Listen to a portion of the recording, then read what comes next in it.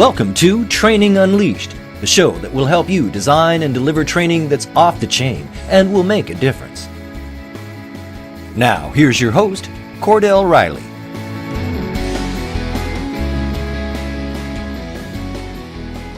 Hi, my pleasure to be with you today. Also my pleasure to welcome Dan Elzer. Dan, welcome. Well, thank you, Cordell. I appreciate the opportunity to join you on this project of yours. Good deal. Very excited that you took the time. Very, very excited. Thank you. So, Dan, tell the group a little bit more about what does the Training Academy do? What do you guys offer? We are, first and foremost, we're a technique mastery company. When we get involved either in leadership, management, sales management, or actual sales people and processes, we're driven behind what we call technique mastery. And technique mastery is the ability to duplicate your profession on demand. What I've found in working with companies and helping them either train with them or for them or develop training is a lot of training gets lost in the weeds and we don't get the outcomes that we were looking for. So we're kind of known for cutting through the fluff, getting to where the rubber meets the road and making sure anybody who we work with can actually perform and do the skills, the techniques, change the habits to make sure that they can have technique mastery. Just talk for a second about the importance that you think training plays inside an organization, company, as they're looking to get to that next level, meet their corporate objectives. How important do you think training is inside of an organization? I believe it's probably the most important thing. As a business owner of multiple businesses, people always ask, what's most important to me? And I always say the first thing is leadership and financial management, so you stay in business. Second to that is you're only in business selling a product or a service, so training to me becomes the next most important thing. And if you're not having an ongoing program of training within an organization, I truly believe that you're slowly deteriorating because the market is dynamic, it's always changing, and if there isn't someone there leading, training, and coaching the staff, the sales force, you truly are losing ground against your competition. So it's one of the most valuable assets I think an organization can have, but sadly, as I'm sure you're aware, Cordell, all too often it's the first thing people cut when times get tough. Yeah. Dan, what do you think about that? Do you think training is starting to get more of a seat at the table now? As you look around the executive suite and the C-suite, do you think training is starting to get more of its share of time at the table to really look and talk about how the organization move forward? Yeah, we're seeing it from our customers and the people that we work with, and I think because where the economy is going, confidences have changed. I think quickly organizations are realizing that they're not accomplishing some of the things that they want to in the marketplace. So I believe that training has very much so become one of the seats at the table, if you would, and which I think, while you're doing this, which I think is excellent for these organizations, I think a lot of places are in need of revamping or relearning how training should be delivered. Many times I see in organizations, when we get into the actual challenges, I see organizations do a lot of training, but again, they're not getting their outcomes. And so I think today, it definitely has a seat at the table, and it's something that if people aren't doing yet, I truly believe that they're, again, falling behind because, your competition's doing it, they're training their people, they're getting them motivated, proactive, causing things to happen, and if you're not, then you're falling behind. And one of the things, Dan, then you probably have seen this too, Training Magazine recently came out with their kind of top trends in training. So one of the items that they talked about was aligning training with business goals and measuring the results. So I kind of look at your actionable content that moves the needle. What does that mean, Dan? Well, I think it begins in the development of training. When you develop a program, we always begin, and we coach others to begin with the outcome, as you were just saying. What are we trying to accomplish? And then backing into that, how you can structure a training to cause that outcome to occur. But when we talk about actionable content that moves the needle, one of the things we find, and for the trainers and directors and CEOs that might be watching this, one of the things we find in internal training is that it's there are some things that top producing people, whether it's in leadership, management, or sales, some of the things they do are hard to emulate or hard to teach.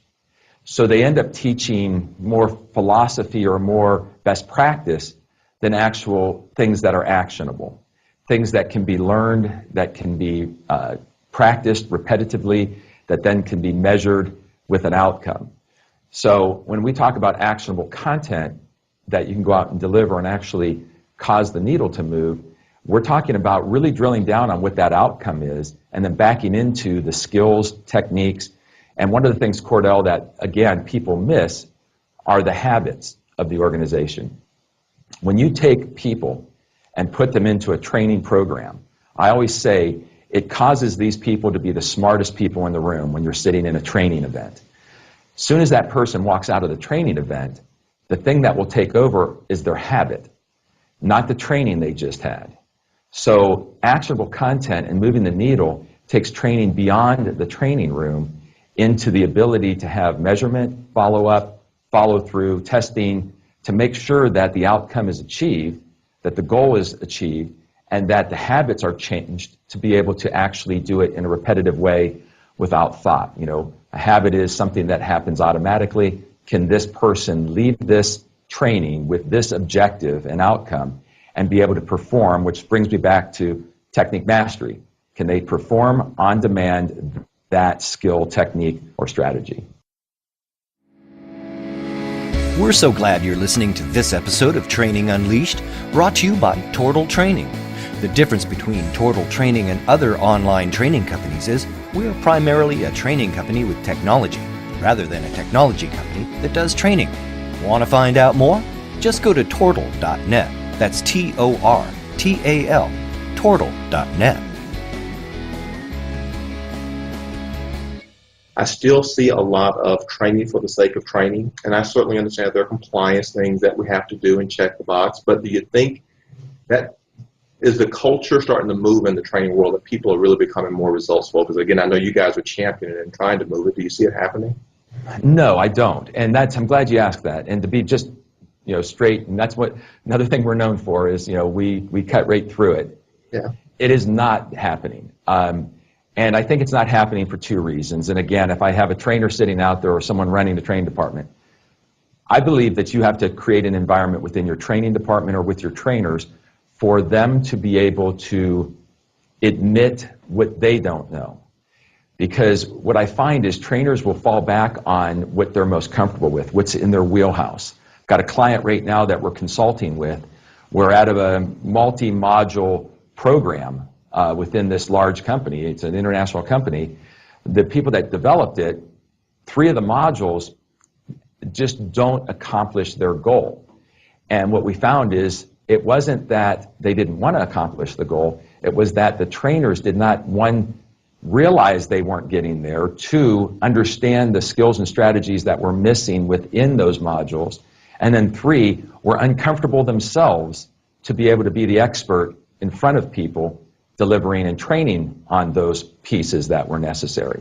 So instead, they went with, I call it the wow effect or the best practice effect, or this is how we did it, and it's succeeded before. Problem with that is I might get people to sit and listen or to participate, and again, in the training environment go, hey, this is great, but then they walk away unable to duplicate that. So I think that they're realizing it, but I think that until we really get honest with where we are with our internal teams and their abilities and training the trainer, if you would, we're missing some stuff that's causing us to not hit those goals and objectives. Okay. So Dan, I've heard you talk about this a couple times on this session. You talked about changing habits or habits. You talk about when somebody walks away from a session, and I'm going to call a training session an event. They come to an event and they get esprit de corps and they get all excited about things, but then the habits don't change. They walk away and nothing happens differently. Give me how do we, keep it going? How do we work on those habits? How do we make sure that we really are moving it? How do we affect that? How do we do something different? Again, I think it starts in the structure, structuring the class. I like to share with people, if you're going to be in charge of a training department, when was the last time you immersed yourself in training? I think trainers attending training, not for the purpose of learning specifically what that person's training, but to start to learn how are you receiving training, what's working for you, what's not, to start to emulate, break down, and understand the delivery process. So first and foremost, again, that structure.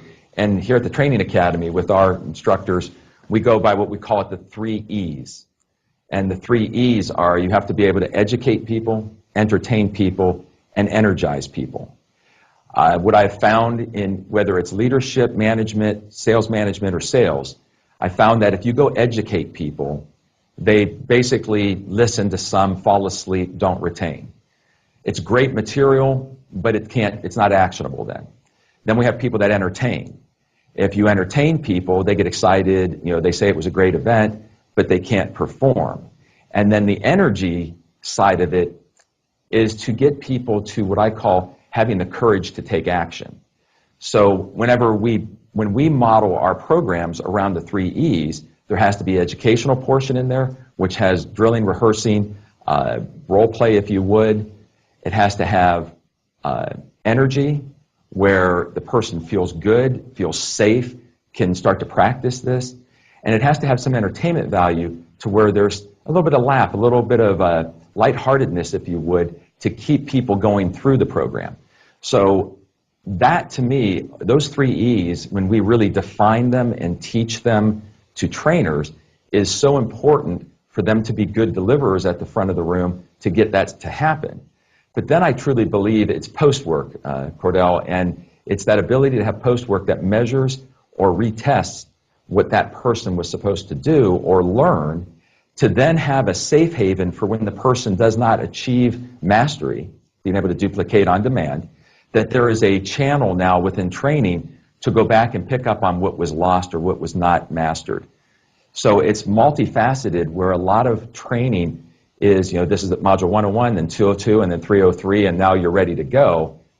I just don't find that old-fashioned approach working in the dynamics that we have today out there in the business world. What are some of the biggest challenges that you're seeing out there from a training perspective today? Just some of the biggest challenges that you're seeing out there. I think that we are, as you said, we're training for the sake of training. And I think that's one of the largest challenges is we're not training. Another one of our sayings here at the Training Academy is be on purpose. To train on purpose, to target train, if you would, I think is where we're not going. And again, I come back to, do we truly have an outcome? Do we truly have a structure that we've put together where we're clear on what we're trying to do? Having been involved in numerous consulting situations with other companies, helping them build training, I find when you get all these people in here starting to talk about what we want this training to be, we end up with a lot of information that doesn't actually address the outcome. So one of the challenges, again, I think it has to be an outcome-driven event. A second challenge that I see out there is starting to, again, rely on virtual training. I think, one, it's a good thing and it's a bad thing. It's a double-edged sword. Virtual training requires a whole different set of skills to deliver it, with a whole different set of interactions to make sure that people retain it. So just moving to a virtual platform of any kind and not really breaking down that program again and making sure it's going to be received properly from a virtual format, I think can be incredibly dangerous. And then I think a missed component is the opportunity to use video to actually be a reinforcement tool after class, as a post-assist to training, and creating modules that are post a event that are very specific to what we know challenges are that people don't pick up on. So those are some of the challenges I see out there. And Cordell, one of the biggest ones is I don't know how many people have really understood or have immersed themselves in adult learning and understanding how people learn. If we're not careful there too, we can do some really great stuff that in the end does not get received by an adult because they learn differently than a child did. Training Unleashed is brought to you by Tortal Training, specializing in e-learning and interactive online training solutions for corporate, government, nonprofit, and franchise organizations. Tortal makes effective training easier. Just go to tortal.net to gain access to real-world tools that can make a difference. That's tortal.net. Tortal. Tortal.net. Yeah, great point. Great point. We talked about the use of video. Can you give me a couple of examples in those two scenarios of how are you using video, and what are some different delivery techniques to make sure that you're engaging your audience in this type of virtual environment? Number one, in the virtual environment, when we structure things, most people will take an existing program and say, we're going to take this into a virtual platform so we can reach further, cheaper, better, more efficient. I always say that less is more when it comes to a virtual approach. Since we don't keep the attention span of people as long in a virtual environment, since if we do too much preaching and not enough interacting, they'll be off, checking an email, taking a phone call, muting things. So less is more first. How can you take the content you were looking at and then take an honest approach to what is more important and what don't we have to talk about? Because I always say at the end of the day for a training division, what you don't teach, they don't know they missed. But if we teach too much in a virtual environment, they hear a lot of things but master none of it. So the first thing I would say is that. Then the things that you took out of the event, that you said, I don't need to do this live in the virtual world, those become, in my book, what these secondary modules can be, giving people the opportunity to watch a short video, short skill training or process training video that then has behind it an exam or some type of accountability to make sure that they have learned. As long as that's tied into the content that you keep, I think that that's a huge improvement to the virtual training. Next is people have to understand that as you and I are right now in a video environment, your energy has to be different. You have to inflect different. You have to use your voice differently. If you want to keep the people engaged with you, you have to raise your energy level when you're in a video or on a virtual platform compared to being in person. So I think there's some physical things that you have to do to be a better presenter, and there's structural things you have to do so you're not just feature dumping on people, you're actually getting that needle to move. Again, we got a group of training professionals out here that have dedicated some time to kind of sit down and come and listen to this session so they can make themselves better. So if you had to give them a couple of things to really focus on if they wanted to take their training to the next level inside of their organization, what tips can you leave our audience with today that can really resonate with them to work on when they go back to their organizations? First, I think that we have to, as a trainer, to invest in ourselves. We have to make sure that our delivery method is effective, that we understand, again, adult learning and how people learn, that we ourselves experience training. I find a lot of trainers get to the point where they stop experiencing training, and therefore they've got their way that they do things, and to not go out there and see others and experience things and challenge yourself to, God, I really enjoyed that interaction. How can I emulate that? How can I bring it into the way I perform? So I think the first thing is that internal look at yourself to better yourself as a trainer. Secondly, I think that you slow things down. If you really want to get good at this, it's about slowing down the process from what you're trying to create, to creating it, to practicing it, and then having its delivery. The more that we practice what we're doing as trainers, the more we'll find. It's kind of like doing a pro forma on an idea. If you're good at doing a financial pro forma on an idea, some great ideas that you then break down in a narrative and numbers format, you get through with it and you go, this isn't a good idea, because at the end of the day, it's not working. Yeah. Well, I find the same thing will happen with training, that if you invest in yourself and you know you can deliver, and then you create this and you practice it and you take it through to the end, you might get to the end and go, this just doesn't feel like I'm hitting what I need. So be bold enough to go back and make change. And then in the end, when you start delivering a program, don't be afraid to change. Don't put it in the can and say this is it. It has to be able to be a live document, if you would. I truly believe that training, when you first create them, you have to be able to take feedback, results? Are we accomplishing the objective? Are we moving the needle? And when not, take that feedback and make adjustments to it before we go and send it out to all the trainers and say, now go run with this program. Really bulletproof the thing so you know it has legs, it will work for a long time, and it will accomplish its objective. Dan, some great comments. I've certainly enjoyed this, and I myself have learned some things from this, so thank you for the time and thank you for the effort. It's been a great session. Our audience, thank you for joining us. Please come back for others. Thank you. Take care. Have a great day. This has been Training Unleashed, but it doesn't stop here. Just go to trainingunleashed.net to subscribe to the show. That way, you'll never miss an episode, and you'll be well on your way to delivering training programs that are off the chain. We'll talk to you next time on Training Unleashed.